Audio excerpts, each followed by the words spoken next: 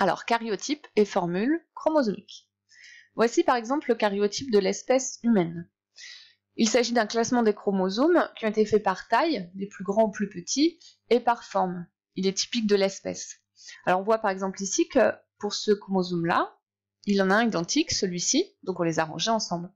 Ces chromosomes, on les appelle homologues. Ils ont la même taille, la même forme, et ils vont porter les mêmes gènes. Alors non pas forcément les mêmes versions, les mêmes allèles de ces gènes, mais ils vont porter les mêmes gènes. La formule chromosomique de l'espèce humaine, on dit que c'est 2n égale 46. 2n fait référence au fait que les chromosomes sont par paire. Donc 2 pour paire. N, du coup, c'est le nombre de types de chromosomes. Ici, il y a 23 types différents. 46, c'est le nombre total de chromosomes. Donc une formule chromosomique, ça va être ça. Il faut vous poser la question du est-ce qu'il y a des paires? Si oui, on met 2n. S'il n'y a pas de paires, que les chromosomes sont seuls, on mettra simplement n, 1n. Et après, on donne le nombre total de chromosomes. Alors, on s'entraîne. Voici le karyotype d'un chat. Première question, est-ce que les chromosomes sont par paire? Alors ici, effectivement, j'ai ce chromosome-là et celui-ci qui est identique. Après, j'ai cette paire-là, etc.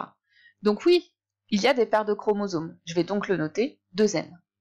Ensuite, quel est le nombre total de chromosomes?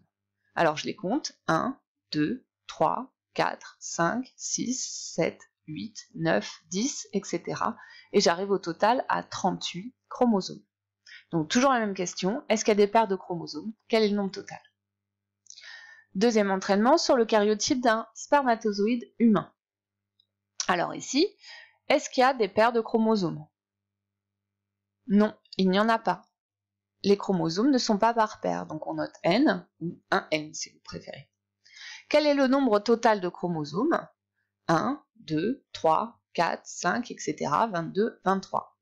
23 chromosomes en tout. N égale 23. Voici pour la formule chromosomique.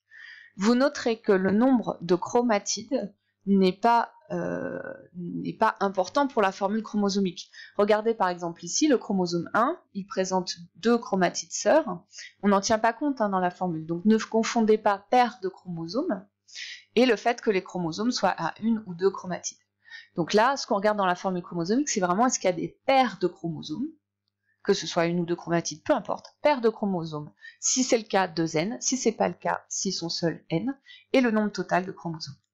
Donc voilà, maintenant vous serez hyper efficace pour faire vos formules chromosomiques.